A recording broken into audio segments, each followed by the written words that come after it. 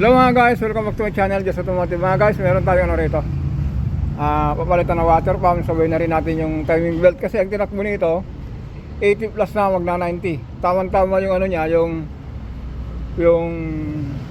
odometer.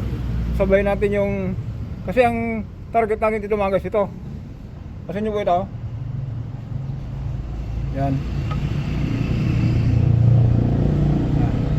Malakas ang alog. Kita nyo po yan. Yan. Palitan natin yung water pump. Sabay na natin yung ano, yung timing belt. Kalasin natin itong 4 na Gs, yung cover. Tapos tignan natin yung ano.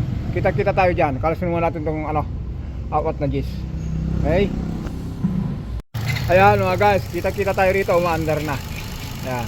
Inaantay na lang natin na mag automatic. Kasi mga guys, kaya nga pinalitan natin yung water pump dahil po may alog. Ngayon, nakalas natin yan. Sabi ko kaninang inalog-alog natin yan, tanggalin natin. Kasi mga guys, pasensya na po kayo.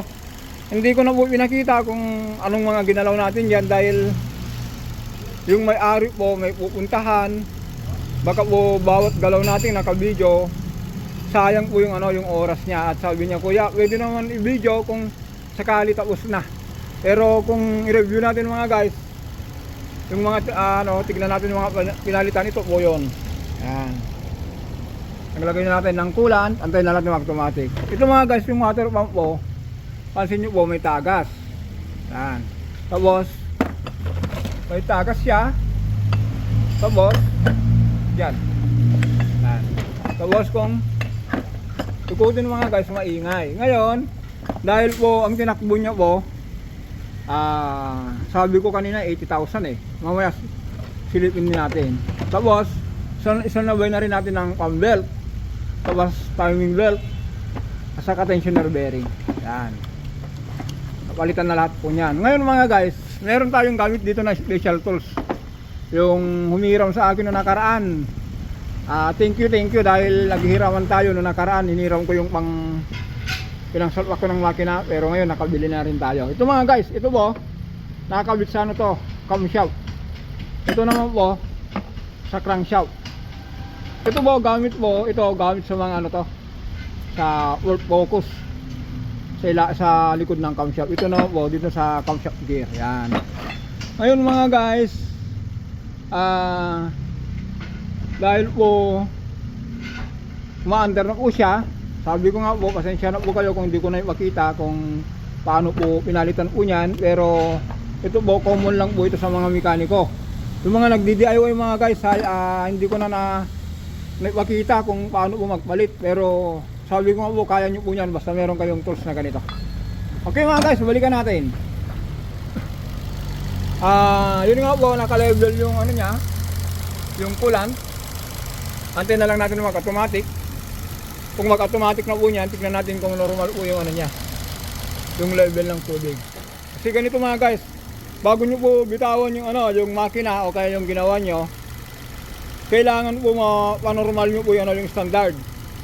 Antayin nyo po na mag-automatic ilang beses. Ngayon po, kung ilang beses nag-automatic, na normal nyo na po yung ano, yung level ng coolant, pwede na pong bitawan.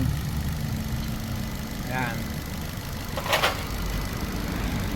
Ito po nga guys, yung andito, ang ingay po nun, parang nagigiling ng ano, ng bato. Kasi dahil dito. Yan. Ang ingay po nito. Halos ayaw na nga pong ano eh, pumipigil na yung ikot. Kasi po, dahil po dun sa ano, sa tagas ng coolant, yung bearing po, pinasukan na rin po ng coolant o kaya tubig, nakakaroon po ng problema. Buti mga guys, hindi po naabutan sa mga long drive. Kasi sabi niya, kuya Jess, may napapansin ako,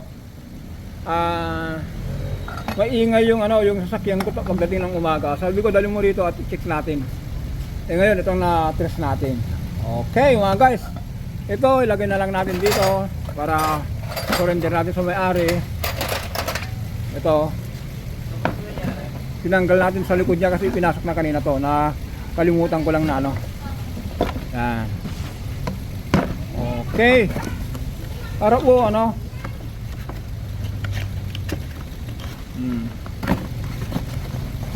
Para patas. Oh. Yan. Antayin na lang natin mga guys, ano? Pag-automatic. Punta tayo sa likod. Tapos yung mga guys, oh, pansin nyo po ito, oh. 260 na yung ano, mamaya ilawan natin na. 260 na yung tinakbo niya. Pero hanggang ngayon, ano pa rin? Ang kinis pa rin yung makina niya. Pag-usawan natin ito mamaya. Lagyan mo natin ito. Ayun si ano, si Corolla natin, oh. Okay, no?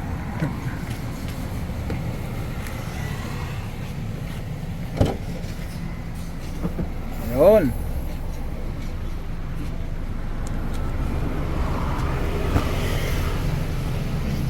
Okay.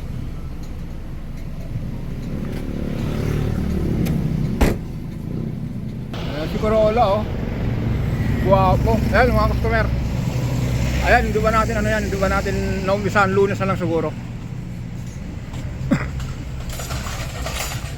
Yung RAV4, umaandar na rin po niyan yung makina. Ayan ito mga guys. Ilawan natin para yun. Ang tinakbo nito mga guys, 260, magto 200 na, magto 300 na. Pero po, nabantayan natin sa change oil. Nalagaan niya sa change oil. Ganun lang po, ang sikreto po ng makina mga guys, alaga, parang sa katawan din natin, alaga. Yan, ito ang tagal ba, hindi ba nag-automatic? Antayin na natin na mag-automatic. Oo, tignan natin mga guys yung tinakbo.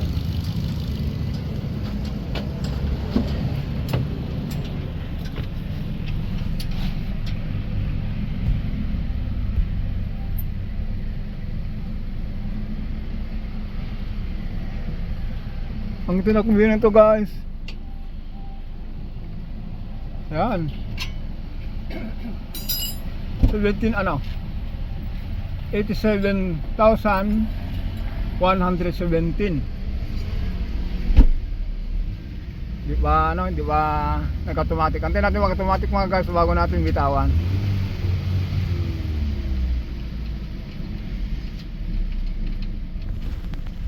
Ayan mga guys, nag-automatic na. Yan ang inaantay natin. O narinig nyo ba, sumasagit-sit na po yung, ano, yung pan. Tignan natin po yan kung bumababa po yan. Pero kung po yan, nandito lang po sa maximum. Ayun, huminto na. Tapos dapat po yan, huwag pong kumulo. Kalbisado na ni sir kasi alam nyo naman mga guys, kung ang sasakyan mo, kahit sino, kung araw-araw mo kasama, alam mo yung karakter niya. Kaya sabi ni sir, ang tagal ano yan, mag-automatic antayin mo. Normal naman po yan kasi mga guys, kung ano, kung kumukulo na yan saka nag-automatic, overheat na po yun, delay na po yun. Ayun yan, normal na normal po siya. Yan, isang beses pa. Pero ang magandang balita mga guys, balikan natin ito. Ang linis ng makina niya. Kaya ang advice natin sa mga customer natin, bukod sa maalaga sila sa change oil, dapat alam nila yung langis na para sa kanya. Kasi mga guys, kahit po maalaga ka sa langis, sinusunod mo yung every 5,000, kung maling langis naman yung ilinagay, hindi ukma doon sa viscosity niya, may problema pa rin. Pero ito po, kitang kita ebidensya. Yan.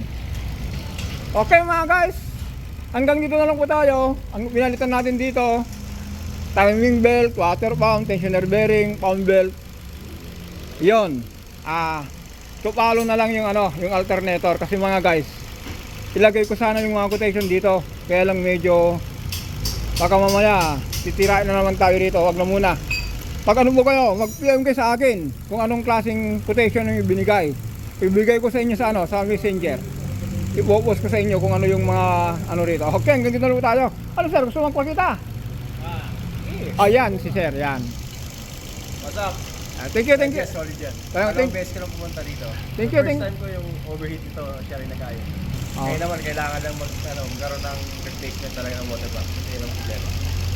Thank you sir. Thank you. Thank you sir. Ayan. Yun lang po mga guys, ito po, sabi nga ni sir, nakadalawang ulit na, ibig sabihin po, nagustuhan niya, baka sa mga tubo ayaw na. Okay, hanggang dito na lang tayo. Don't forget to subscribe, like, and share. Maraming salamat.